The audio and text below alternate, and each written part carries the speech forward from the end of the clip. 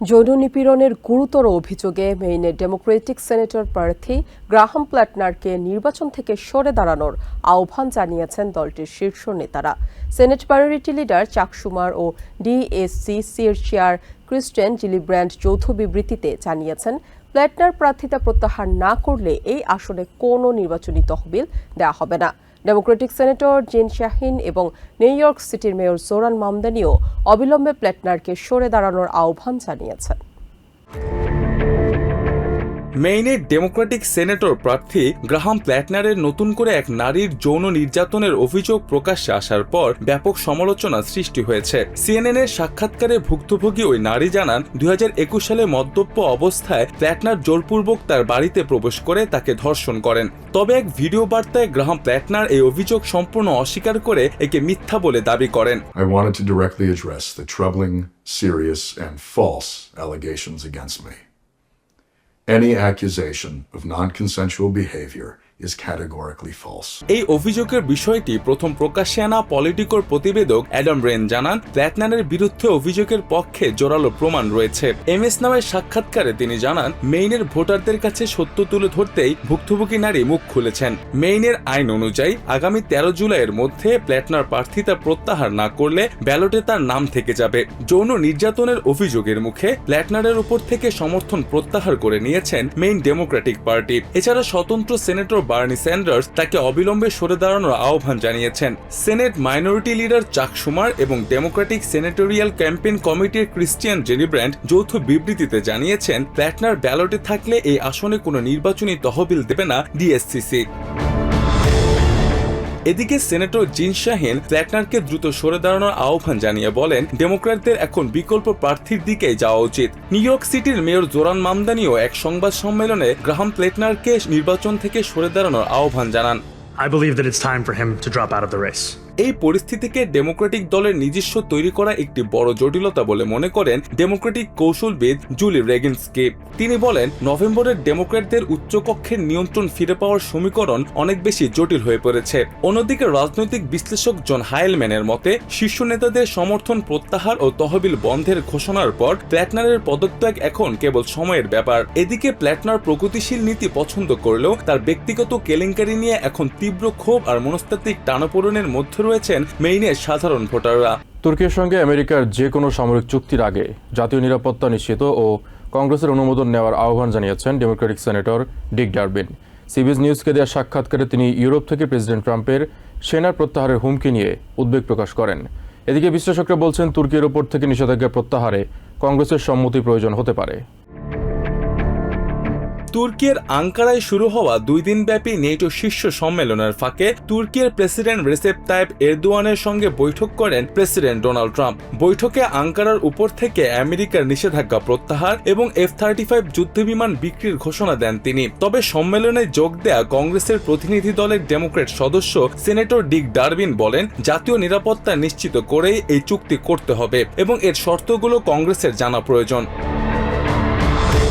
Europe থেকে আমেরিকার সেনা প্রত্যাহারের বিষয়ে পেন্টাগনের সাম্প্রতিক আলোচনা ও প্রেসিডেন্ট ট্রাম্পের হুমকি নিয়ে গভীর উদ্বেগ প্রকাশ করে ট্রাম্প প্রশাসনকে কংগ্রেসের সাথে সংলাপে বসার তাগিদ দেন এই সেনেটর। এদিকে শিকাগো বিশ্ববিদ্যালয়ের অধ্যাপক পল পোস্টের মতে, ট্রাম্প ঘোষণা দিলেও তুর্কির উপর নিষেধাজ্ঞা তুলতে কংগ্রেসের অনুমোদন লাগবে। তিনি বলেন, কংগ্রেসের বড় অংশ এখনও তুর্কি রাশিয়া ঘনিষ্ঠতা নিয়ে সন্দিহান থাকায় এই চুক্তির ভবিষ্যৎ ওয়াশিংটনের উপরে নির্ভর করছে। ট্রাম্প বলেছেন, ইরানের বিরুদ্ধে ইউরোপিয়ান মিত্রদের সহায়তা চাওয়া ছিল এক ধরনের পরীক্ষা, যেখানে ইটালি, জার্মানি ও ফ্রান্স আমেরিকার অনুরোধ প্রত্যাখ্যান করেছে। তবে নেটোর সাবেক সেক্রেটারি জেনারেল রোজ গোটেমোলার সতর্ক করেন, ট্রাম্পের আর্টিকেল 5 অঙ্গীকার নিয়ে অনিশ্চয়তা তৈরি করা নেটোর মূল ভিত্তিকে দুর্বল করতে পারে। গোটেমোলার আরও বলেন, নেটোর বিদ্যমান কাঠামোর বাইরে ইউরোপিয়ান সামরিক স্বায়ত্তশাসন কঠিন হলেও ড্রোন ও মিসাইল প্রযুক্তিতে ইউরোপের নতুন উদ্ভাবনের সুযোগ তৈরি হচ্ছে। গম্ভীর এই ভূরাজনীতির মাঝেই আঙ্কারার ত্রিপক্ষীয় বৈঠকে দেখা যায় কিছুটা হালকা মেজাজ। কানাডার প্রধানমন্ত্রী মার্ক কার্নি রসিকতা করে নরওয়ের প্রধানমন্ত্রী ইয়োনাস গার স্টোরেকে অনুরোধ করেন আগামী বিশ্বকাপে তাদের স্ট্রাইকার আর্লিং হ্যালান্ডকে কানাডার সাথে শেয়ার করতে। Interoperability also means sharing crews. And in the next World Cup, if you could share Erling Haaland. শীর্ষ নেতাদের এই রুদ্ধদ্বার বৈঠকের সময়ে ইস্তানবুলের রাজপথে নামে ভিন্ন চিত্র। নেটোর উপস্থিতির বিরুদ্ধে তীব্র ক্ষোভ উগরে দেন শত শত বিক্ষোভকারী।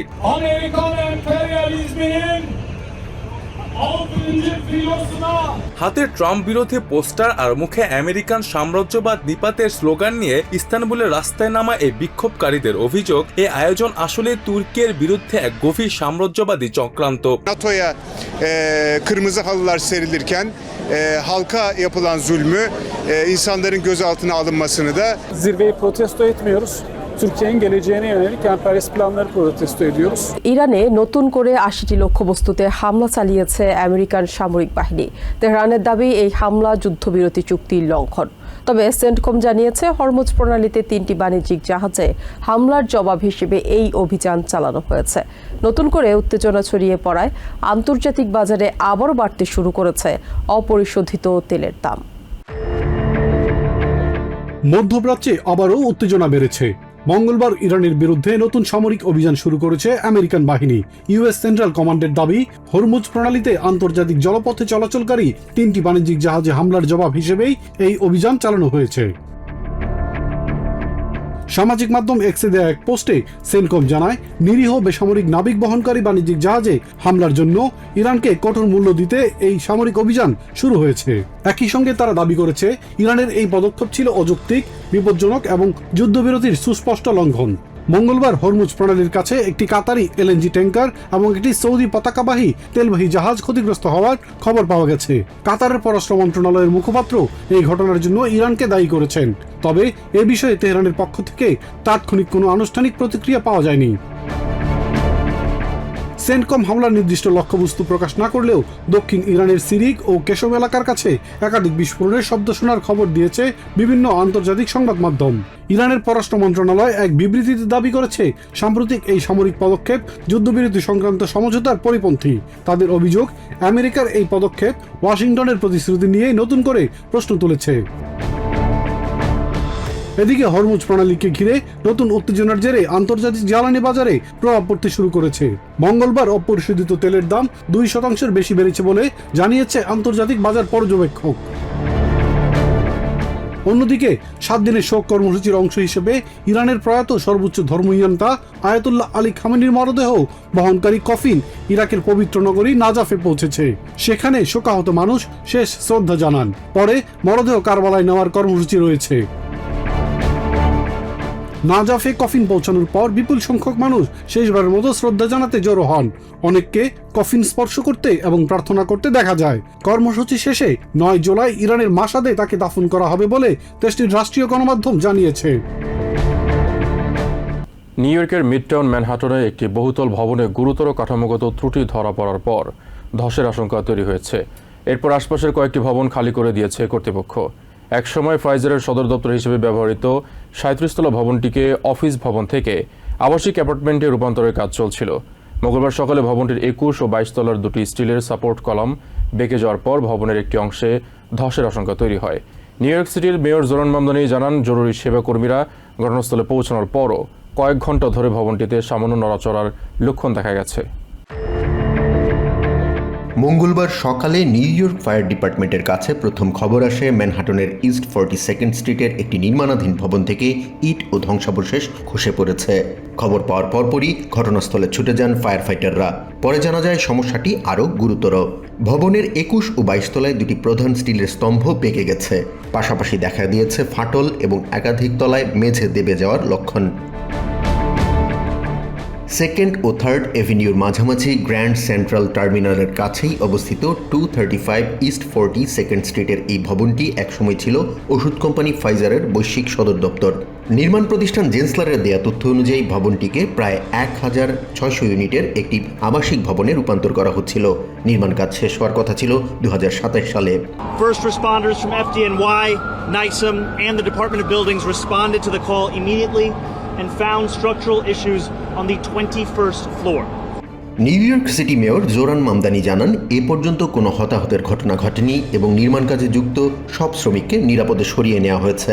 তবে কর্মকর্তারা ঘটনাস্থলে পৌঁছেও ভবনটিতে সামান্য নড়াচড়া লক্ষ্য করেন।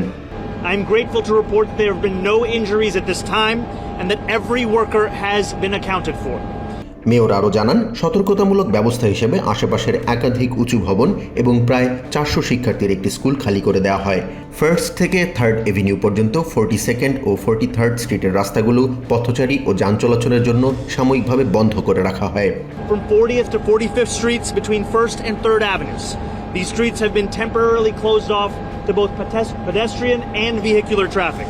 FDNY কমিশনার লিলিয়ান বন সিনিয়রে জানান, নির্মাণাধীন ভবন থেকে ইট খসে পড়ার খবর পাওয়ার পর প্রায় 150 জন ফায়ার ফাইটার ও জরুরি চিকিৎসা কর্মী মোতায়েন করা হয়।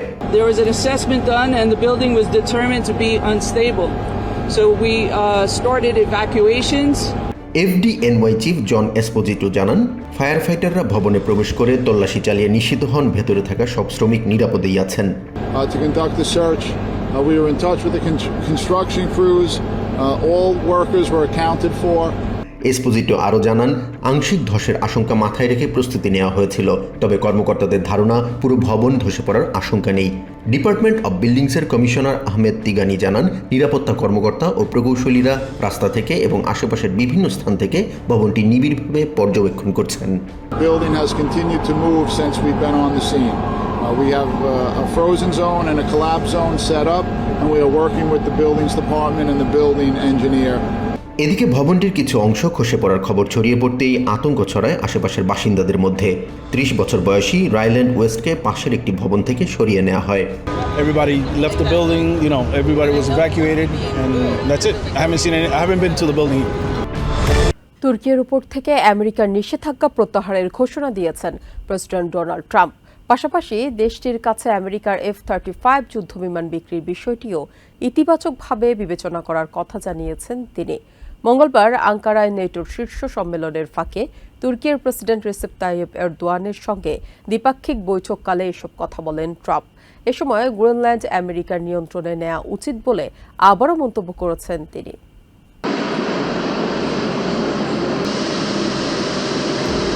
নেটো শীর্ষ সম্মেলনে যোগ দিতে মঙ্গলবার তুর্কির রাজধানী আঙ্কারায় পৌঁছান প্রেসিডেন্ট ডোনাল্ড ট্রাম্প। বিমানবন্দরে তাকে স্বাগত জানান তুর্কির প্রেসিডেন্ট রিসেপ তাইয়েপ এরদোয়ান।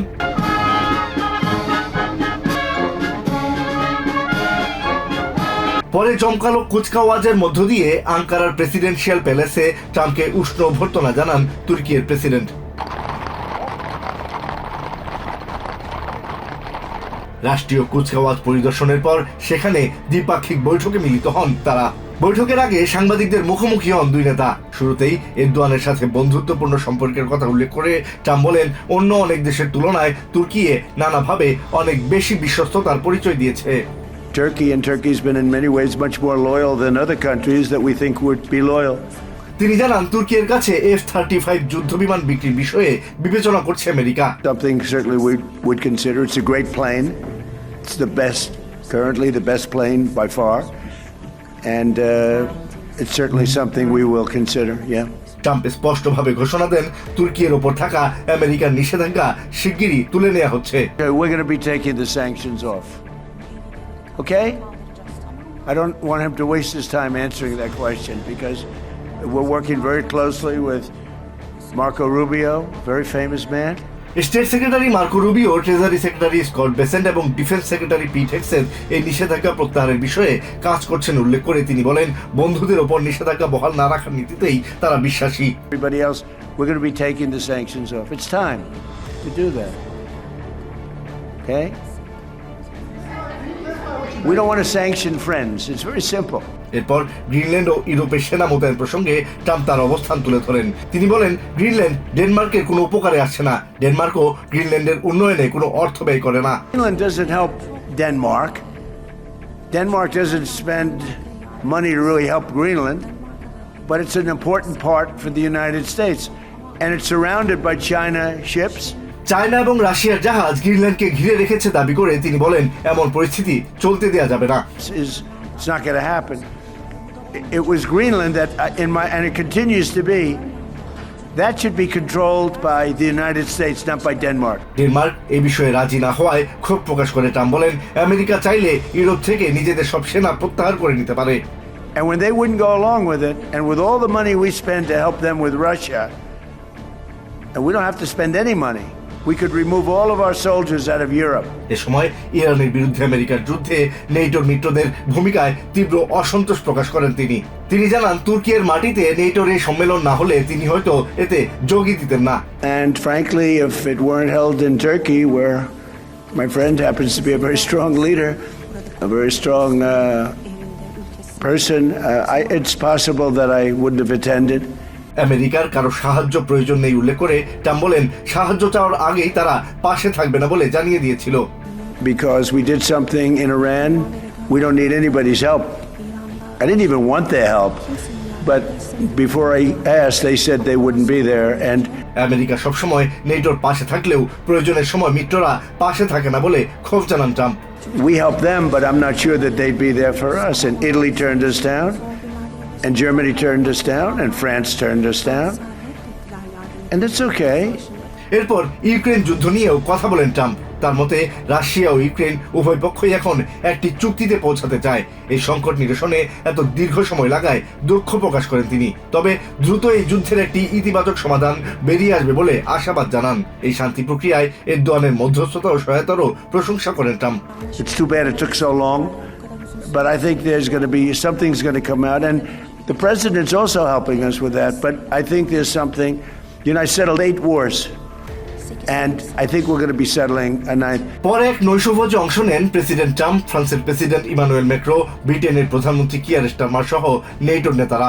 ইউক্রেনের প্রেসিডেন্ট ভলোদিমির জেলেনস্কিও অংশ নেন এতে। আঙ্কারার প্রেসিডেন্ট প্যালেসে বিশ্ব নেতাদের স্বাগত জানান Recep Tayyip Erdogan. New York থেকে সম্প্রচারিত TVN 24 টেলিভিশন বিশ্বজুড়ে বাঙালির কণ্ঠস্বর।